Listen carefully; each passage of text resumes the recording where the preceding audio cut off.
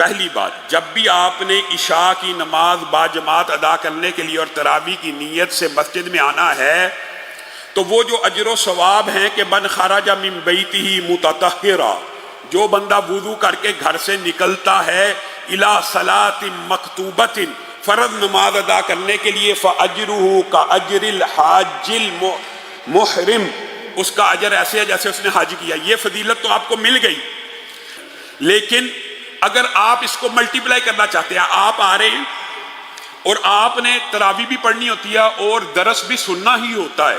تو رسول اللہ صلی اللہ علیہ وسلم نے فرمایا، طبرانی کی حدیث ہے، امام علبانی نے اس کو صحیح کہا ہے کہ جو بندہ گھر سے اس نیت سے مسجد میں آتا ہے کہ وہاں پہ خیر کی کوئی بات سیکھ کے جاؤں گا یا خیر کی بات کوئی بتلا کے آؤں گا، اس کو بھی پورے کے پورے حج کا ثواب مل جاتا ہے۔ جمعیت اہل حدیث